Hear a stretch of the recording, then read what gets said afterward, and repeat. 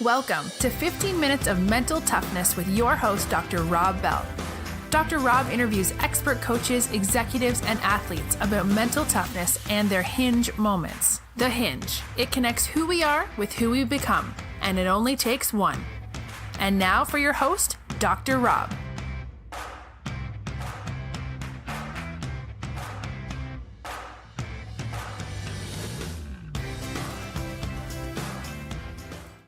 This segment is brought to you by our sponsor, SOS Rehydrate.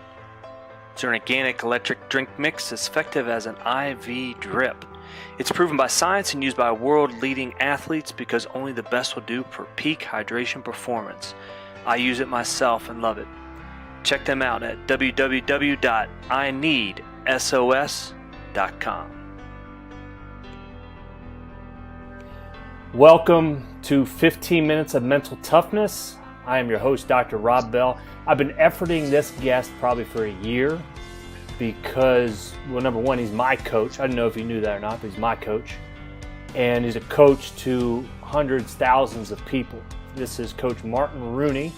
Coach Martin Rooney is the founder, global ambassador of Training for Warriors, as you can see that right behind him.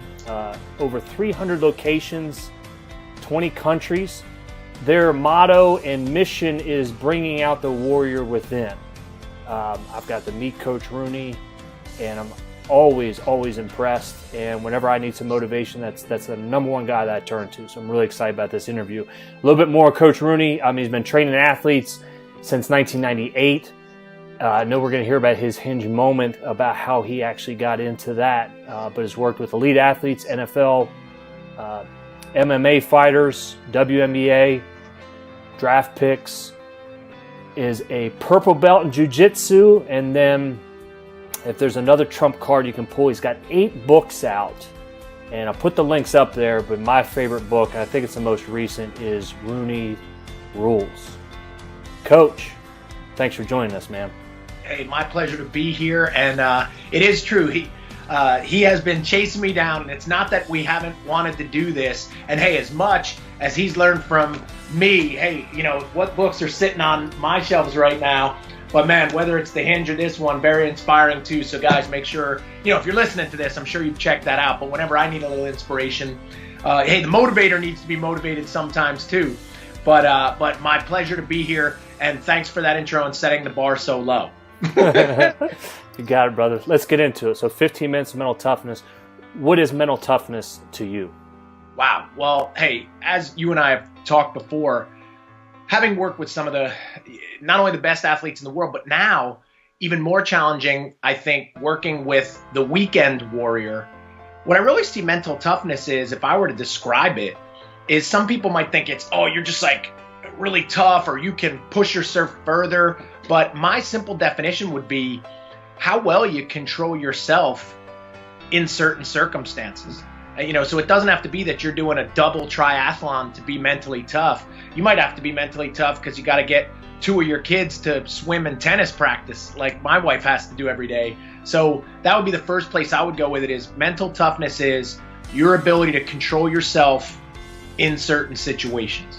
Okay, so your ability to control yourself in certain situations. With your impacted so many people's lives, how do we train that mental toughness muscle? And hey, I love the fact that you're saying it's a muscle. Yeah. And this is something that I've thought about a lot over the years indirectly. Like, I wanted to think that I'm a physical trainer.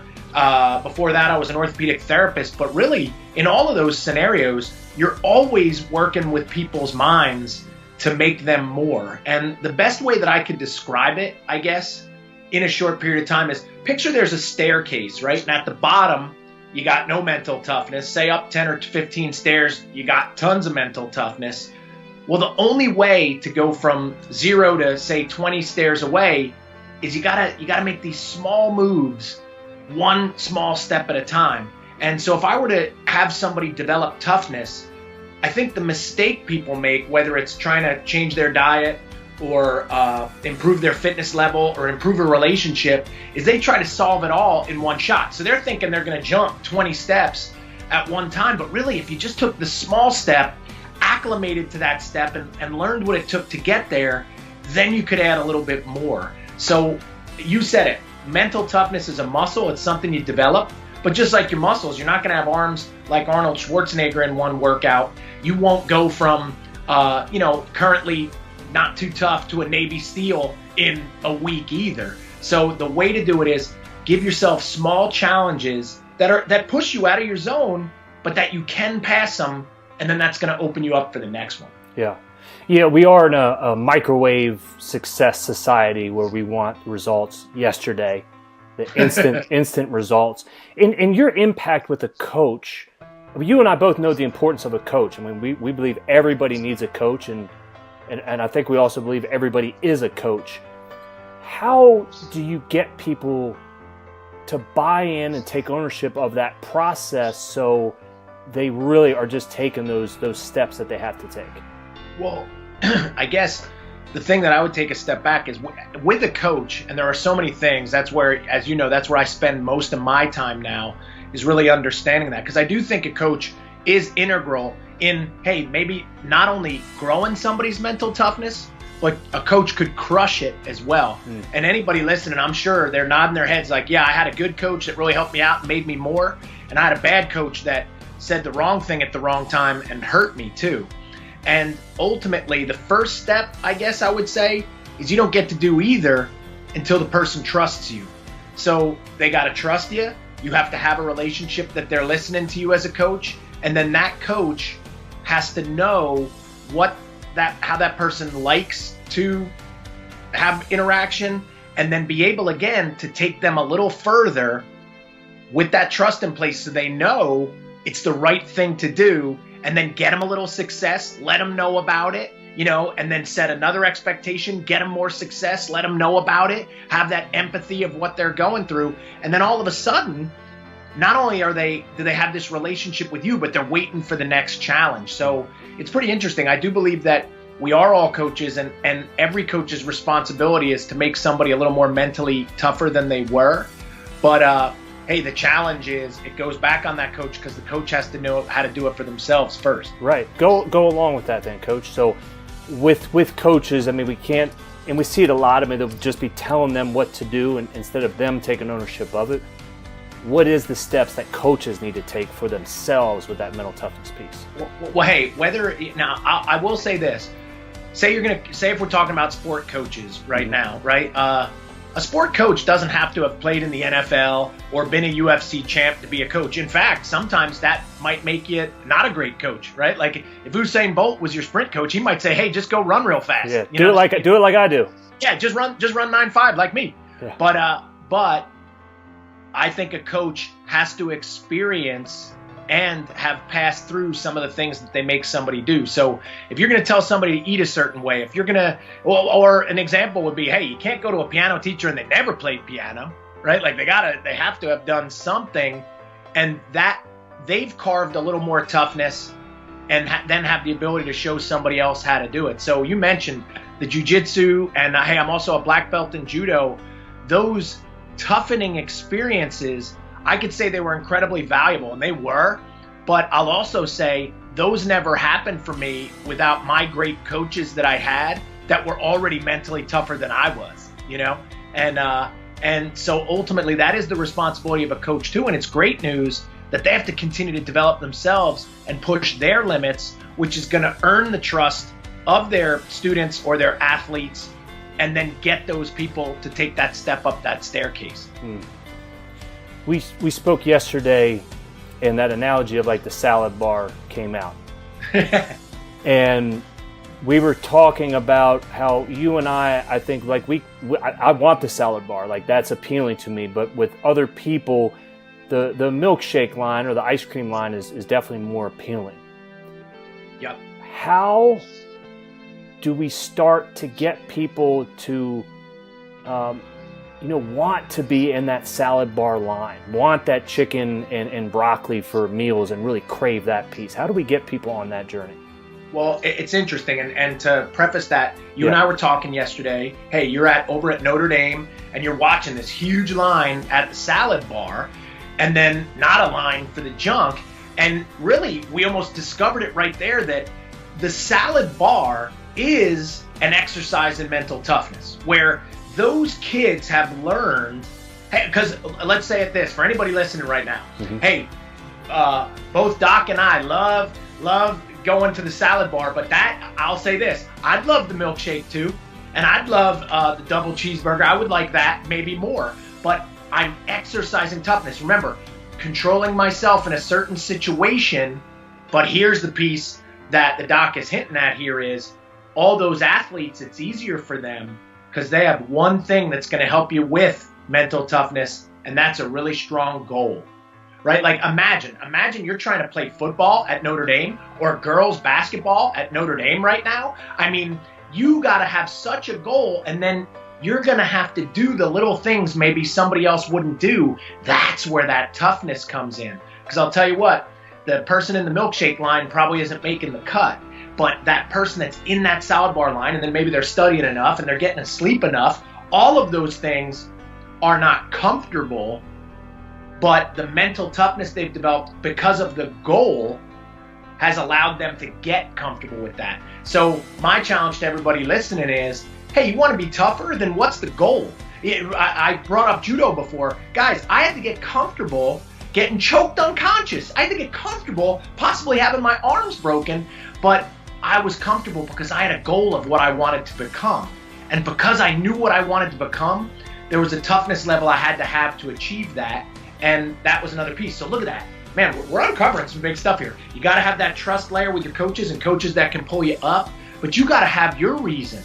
You got to have your reason why you started. So whether it's if you're trying to lose weight for some big event, don't forget that, because that's going to help you be tough. Actually, look what happens. Well, yeah, you can tell me, Doc, what happens when, say, somebody's getting ready for a big reunion or something, or a wedding, and they're shredding down, or a big tournament in golf, and they're doing everything they need to, and then say, now all of a sudden for the next 6-8 months, there's no big thing coming up. What happens? Yeah, exactly. Let it go. But it could appear that they don't have any mental toughness anymore, like that's gone.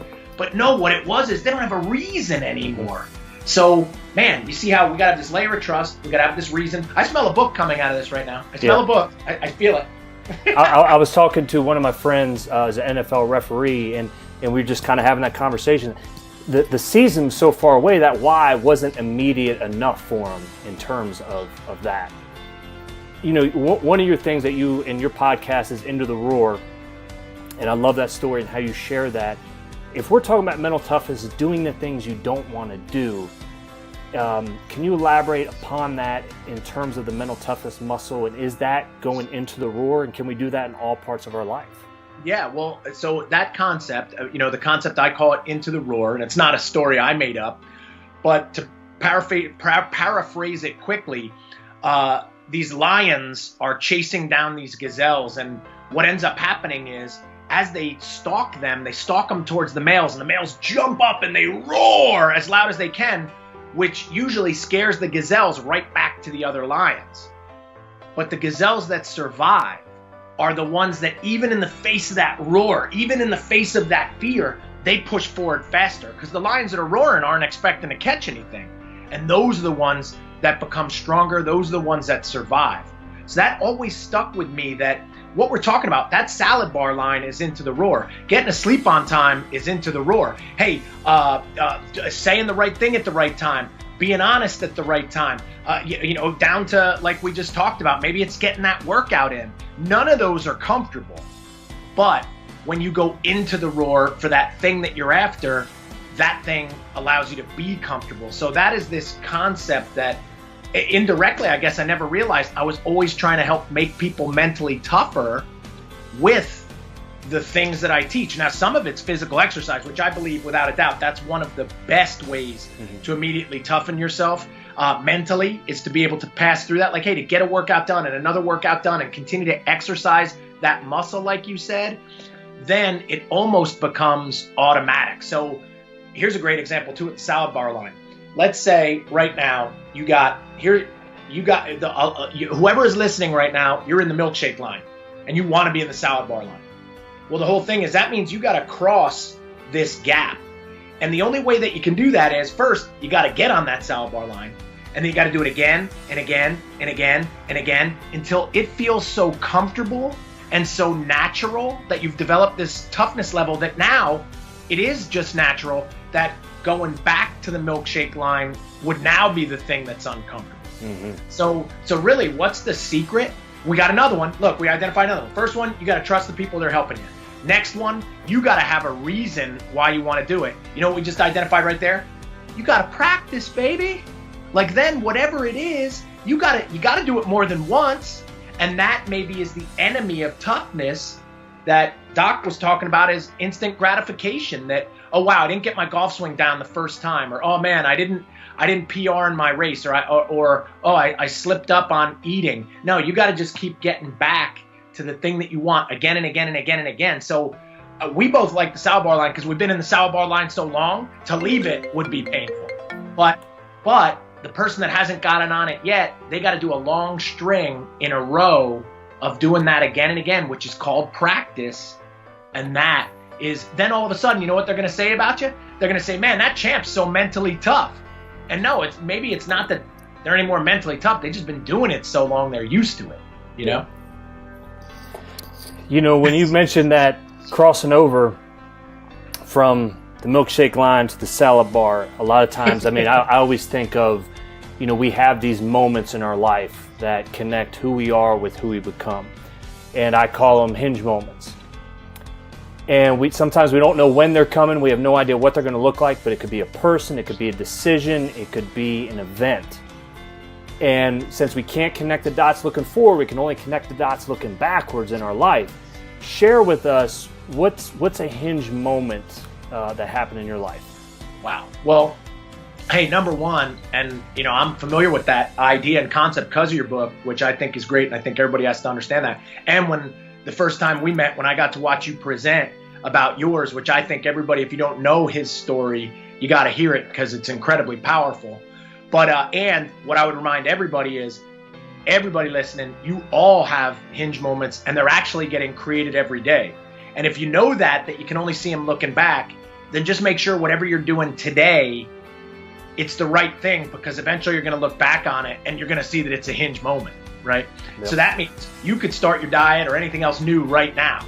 But interesting, I guess, if I were to say one, and it's one that I talk about a lot, because I consider myself now, say, a coach for coaches, what I'm trying to do is study coaching so much to help more coaches, to help more and more people, to make a greater impact. I look back and I say, where did that start? And the hinge moment for me, I was in 7th grade, junior high, and in New Jersey.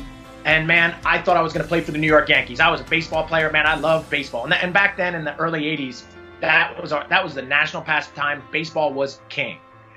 And they brought us in for a meeting and unfortunately said, hey, all 7th graders stand up. No 7th graders will be making this team. There are no tryouts because we already got enough 8th and 9th graders. So there's the door. And man, hinge moment, I was in shock, you know, and an actual doorway. And when I walked out that door, there was this guy standing out there with a smile on his face, and each kid that left, he said, hey kid, I heard there's no baseball, but you look great for track. You should do track. And very important that everybody listens, man, I wanted to be part of something. And that guy had enthusiasm. So I looked up at him and I said the only thing I could think of, I said, track? And he goes, yeah. I said, what's that? I said, well, what is that? I want to do it. And the next day I went out for track.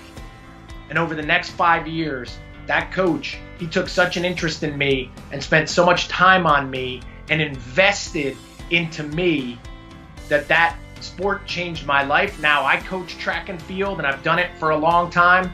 And I've always tried to model myself a little bit like a guy that stood out a door, passionate about something so much that he would get people that knew nothing about it to do it.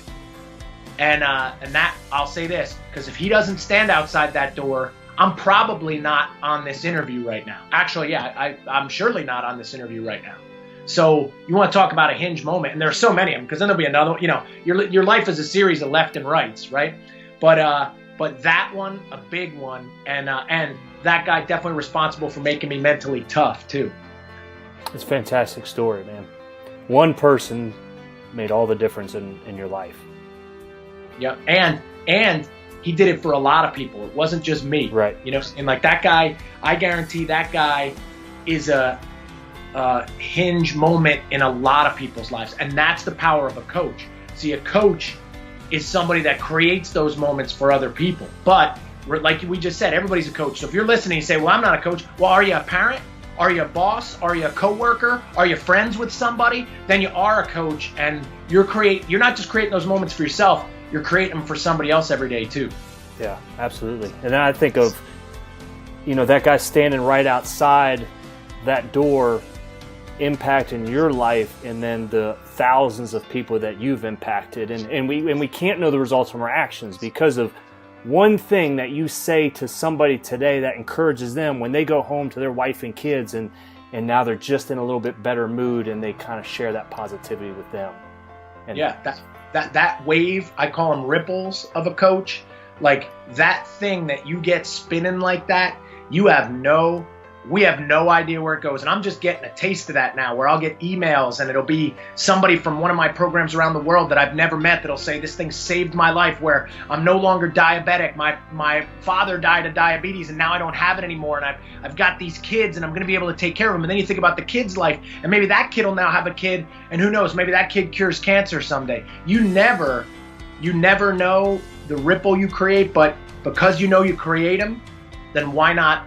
What I always teach is then, hey, why not try to create great ones for everybody? Yeah. Baseball move here. I'm going to go ahead and throw you a slider. Share with us a story from somebody from Training for Warriors whose life has just been so impacted, and how they've transformed. Yeah. Well, there are so many of those like that, but I think the one that maybe stands out the strongest for me right now, and I'm sure she wouldn't mind me talking about this, but we have a woman in our network. Her name is Alisha. She's out of Huntington Beach, California, one of my favorite people on planet Earth. And she started she was a pastry chef, had to get herself back into shape. And why? Because she had found out she was diagnosed with cancer. And you want to talk about having to be mentally tough, going through chemo, and she has 4 small daughters. So now imagine going home and breaking that news, and now knowing this fight that you have ahead, but you're not in the shape you need to be in.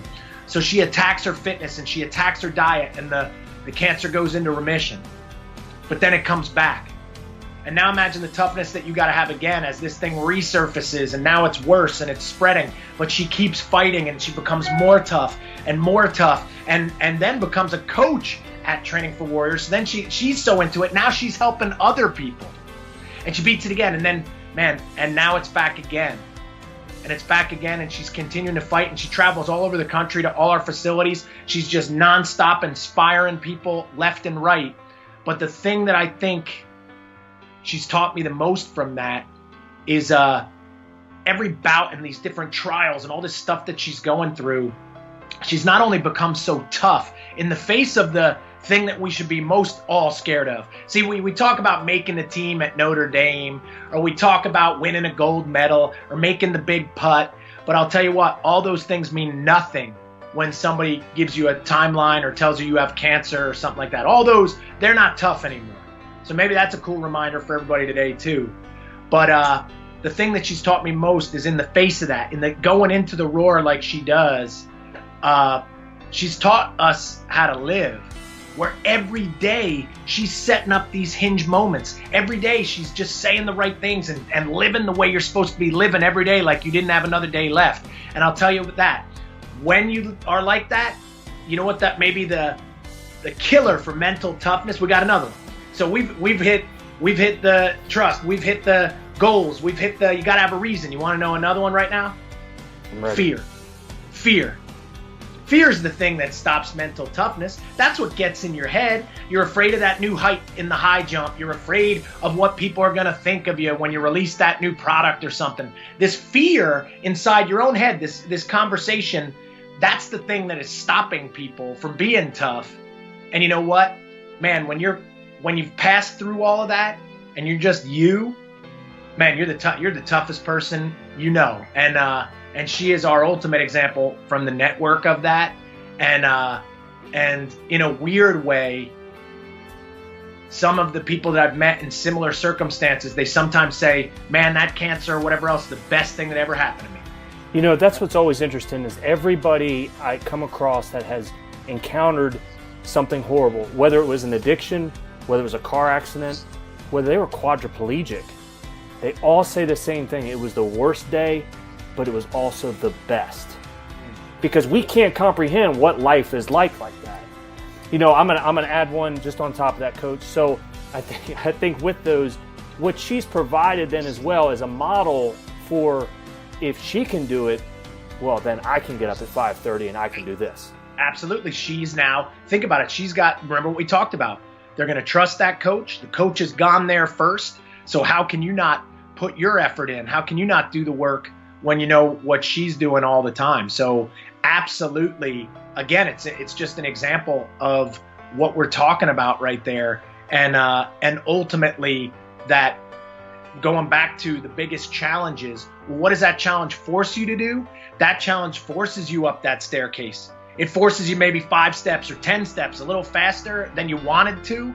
But then once you get there and you see what you become as a result, there's no going back. And that can be war on the battlefield. You know, I know so many soldiers that come, you know, there's just, once you've been through certain things, you may not have wanted them at that time, but there is a gift of toughness in there that makes things easier. Remember, you and I talked about, like, one of Dan Gable's famous lines from wrestling is, man, once you've wrestled, everything else is easy. Mm-hmm. But maybe we could take it further that, hey, once you've been through some kind of big trial, or once you've had something really rough happen to you, the other stuff is easy, right? Because you're tougher now.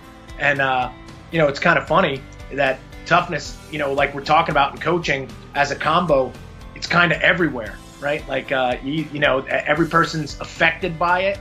Every person is one or has it, but the differing degrees, like the stuff we're talking about, how they culture it or cultivate it will decide their life, which is what the Hinge moment is all about, pulling it all together. Do you want to pull it all together, Coach? The strat, because I know you're a strategy hound. What do we get? Well, what I would say is, hey, surround yourself with people that trust you or you trust. Then from there, you better understand why you're doing what you're doing and why it's important to you. And then you've got to now take some small action, a little bit out of that zone of where you were comfortable. You got to get off the couch. You got to hit that keyboard. You got to get to the gym. And then you got to stay consistent over and over and over until you become the person or hit that goal that you wanted. And then the final step is wash, rinse, and repeat, baby, as you keep going up that staircase. So really, it's not that hard. We're just talking about setting some goals, having the right people around you, and then taking consistent action. And really, that's the secret to a workout program. That's the secret to getting a black belt. That's the secret to speaking a new language. That's the secret to becoming a PhD, right? Like that, you know. That's what I always heard. PhD stands for pig-headed discipline. You just didn't give up and just or piled high deep. Yeah, just keep going, man. So ultimately, right there, I think we've unlocked the secrets of mental toughness. It never needs to be explored again. Now everybody just needs to get to work. I hope the listeners got the skill about how you were able to get on the stream of consciousness and recap every step along the way. That was quite the gift. I remember one of these divers, you know, the 10-meter divers, they would tandem, so they have to be in sync with one another. And I always ask them, how do you know? And he said, well, I could always kind of peek and look. I said, you could peek and look in like all those flips? He said, are you ever teaching and you start then thinking about your next point? Are you ever on stage and you think about your next point and how you're going to wrap it up? And say, yeah. He said, it's the same exact thing. We've done it so many times. And that was just quite the gift that you pulled there. Yeah, well, hey, what I would say is the newsletters and the different blogs that I write every week, that is the secret to that. So really, what was that? That was an exercise in mental toughness. I was able to do that because of the last 15 years of doing every day what I do. Yeah. So there's no special gift there or ability that I have no one else has. I've just exercised a little discipline that maybe some people didn't. Just like getting in the salad bar line or just like getting to bed on time, all those things add up, right? And so they add up to your life, but they also add up to how tough you get. I love that muscle. I even have it. Mic drop. Whoop. Coach, how can our listeners get a hold of you, follow you, and keep in touch? The easiest ways, if anybody likes what I had to say, hey, check out my newsletter at trainingforwarriors.com and or check out the podcast at Into the Roar Show, or just Into the Roar, wherever podcasts are found. So whatever phone you have, type in Into the Roar, and I've got 80 episodes up there that I would say follow this same vein of what we just did. So if you need a little inspiration or you need a little couple of kicks in the pants to take some action, that's why I do what I do. Yeah, Coach, thanks so much. Thank you for listening to the Mental Toughness Toughness my pleasure, podcast. and I'm glad we finally got it in.